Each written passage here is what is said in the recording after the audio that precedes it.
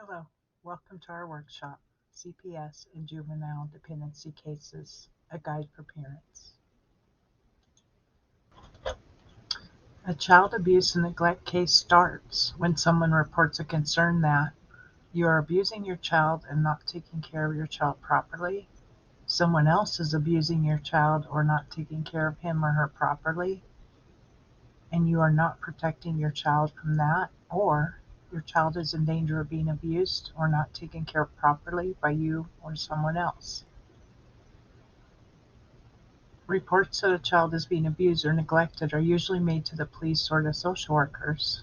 When a child abuse and neglect report is made, the social worker or police officer is required to investigate. If a police officer gets notified first, he or she will usually turn it over to the social worker for investigation. A social worker investigates by talking to you, your child, people who know you and your family, and by looking at where you live.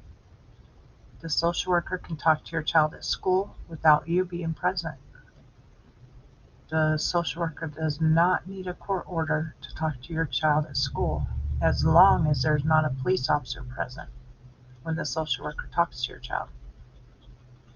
After the social worker talks to your child at school, he or she has to tell you that he or she interviewed your child at school. After investigating, the social worker will do one of the following: not take any action. The social worker will do this if he or she does not find any evidence of abuse or neglect that requires court involvement.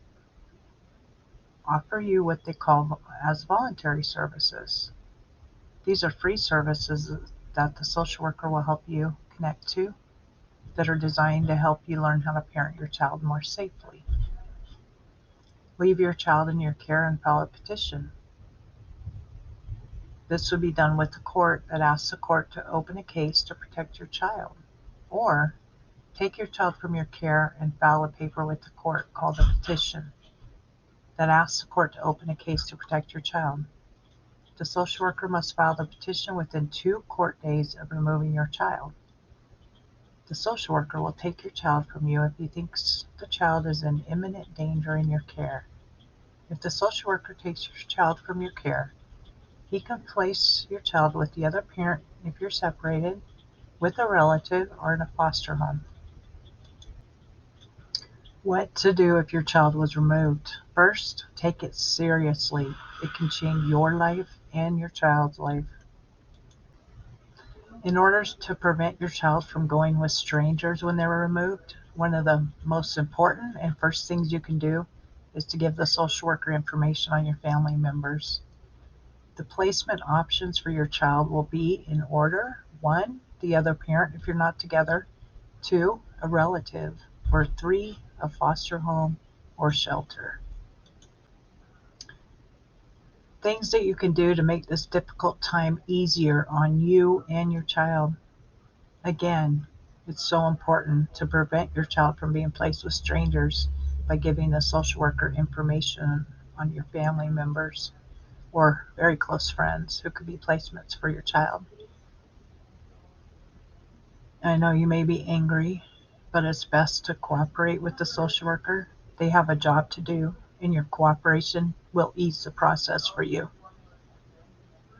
You can request frequent visits with your child from the social worker. Also, send some of your child's favorite things like toys, stuffed animals, books, something that's going to provide them comfort and remind them of home. Also, inform the social worker of any health issues, medication, special diets, or favorite foods of your child. Also, very important, attend all court hearings. If you're not there, findings will be made without you. Juvenile dependency court hearings. The following court hearings are the typical hearings that will take place when your children are removed: the detention hearing, the jurisdiction hearing, the disposition hearing, and status reviews every 6 months. The detention hearing is the first hearing that occurs after your child is removed. It must happen. the first weekday after the social worker files a dependency petition with the court. This is the first time the judge will be asked to make sure that your child is safe. At the first hearing, a few things will happen. First, if you cannot afford a lawyer, the judge will appoint one to you. The attorney-client relationship is a very special one. First, your communication with your attorney is confidential, which means that your attorney cannot discuss it with anyone else about what you talk about unless you say it's okay. Your attorney talks to you about the law and how it applies to the facts of your case. Your attorney is your voice in court and presents your position to the judge. If there has been a breakdown in your relationship with your attorney and you do not feel that he or she is representing your interest, you can ask the judge to appoint a new one. The judge will also appoint an attorney for the other parent of your child if he or she shows up for the first court hearing. The judge will ask you about the other parent if he or she is not present at the first court hearing. This means that the court will ask if there's a father or another person who qualifies as a parent to the child. The questions about the other parent are needed to find out who your child's legal parents are. Your child will be appointed an attorney. The judge may ask you questions about whether your child may be a member of a Native American tribe. The questions about connections to a tribe are important because of the Indian Child Welfare Act, or ICWA. The social worker will be present with an attorney. The social worker will file a petition. The petition has a list of things that are numbered, like A1 or B1. These are called allegations, and they summarize what the social worker thinks is going on with you and your children. Before the court hearing, the social worker will provide all the attorneys and the judge with the petition and the written report that talks about the reasons the petition was filed. The judge will decide whether or not your child can go home right away or needs to stay out of your care. If your child can't go home right away, the judge will make orders about when and where you can visit your child.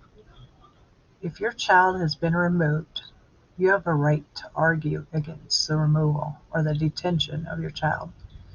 The hearing where you argue against your child being removed will take place a few weeks after the first hearing. It is called the jurisdiction. The jurisdiction hearing. At the jurisdiction hearing, the judge will decide whether the allegations in the petition are true. If the judge decides the allegations are true, the court will take authority over your child. This is called jurisdiction in the law. That is why the hearing is called the jurisdiction hearing. At the jurisdiction hearing, if the judge decides that any of the allegations are true and your child isn't safe, then your child will become a dependent of the court, whether your child is living with you or not. That means your child is in the system. Being in the system does not necessarily mean that your child will live with someone else. It only means that the judge is allowed to make orders about your child's care. If the judge decides that none of the allegations are true, then the case will be dismissed and you will be finished with the system. If you disagree with the allegations of the petition, you have the right to a contested hearing, which will usually take place a few days after the jurisdiction hearing. If your case is not dismissed, there is a disposition hearing after the jurisdiction hearing.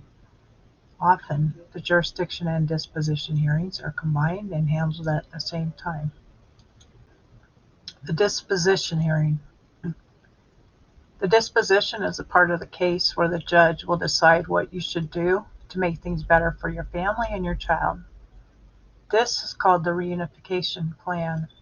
It will include the following: decisions about where your child should live. This is called placement. Should your child live with you or someone else? If your child does not live with you, whom should your child live with? Decisions about when, where, and how you can visit your child. Decisions about what reunification services you need to make your child safe and able to live with you at home. Decisions about what services your child needs to be safe and healthy.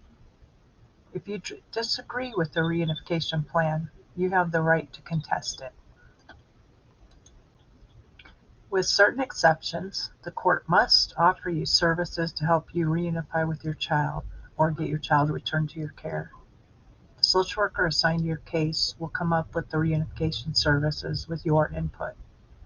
The judge will order you to complete all of the reunification services. You should immediately begin participating in those services because you have to complete all of them to get your child back, and you have a limited time to do so. Most of the time, you'll have a year to complete your requirements if you keep making progress.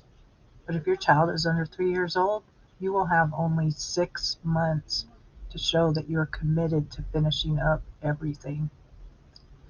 After the court orders you to participate in reunification services, your next court hearing is not for 6 months. During the 6 months, you should be participating in the reunification services offered to you. If you make progress, your child could be returned to you prior to the next court date. It is important to keep in touch with your attorney and social worker to keep them up to date on your progress toward your reunification goals. If you believe that it is safe for your child to be returned to your home, your attorney can file paperwork asking the court to return your child. If you do not participate in the services as set forth in your reunification plan, the court can terminate your services. If your services are terminated, that means the goal for your case has changed from getting you back together with your child to finding a permanent home that is not with you for your child. During the time that your child is in the system, whether your child is living with you or with someone else, the court will have a hearing every 6 months. These court hearings are called Dependency Status Review Hearings, which in different courts can also be called Status Review Hearings, Periodic Review Hearings, or DSR hearings. The purpose of each review hearing is pretty much the same. It is for the court to decide if you have been really working on your case plan and it is safe for your child to be returned to your care, or when your child is living with you, if your case can be dismissed. At the 6-month review, the court can 1. Return your child to your care if he was removed from your care.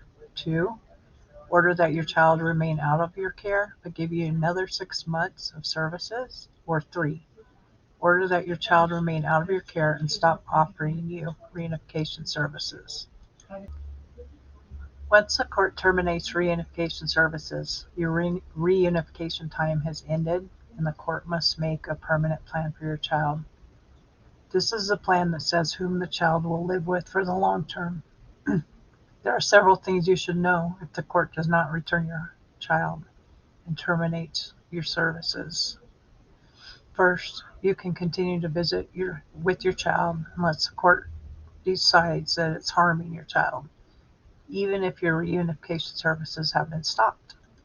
Second, the court must select a permanent plan for your child. This plan can be adoption, legal guardianship, or continued placement in a foster care setting. Adoption is always the first choice. This is when the court terminates your parental rights. That means you are no longer legally your child's parent and have no legal rights or responsibilities to him or her. Legal guardianship is the second choice. A legal guardian has all the legal rights and responsibilities that any parent would have taking care of a child. Your rights as a parent are not terminated or on hold during the guardianship. Usually the court will dismiss your case from the system, but in some cases, the court may continue to monitor your child. It may also grant you the right to visit your child under certain rules. And a long-term plan permanent living arrangement is the third choice. Long-term plan permanent living arrangement means that your child will continue to live with foster parents, either related to her or him or unrelated. The case stays in the system and the court will have a review hearing every 6 months.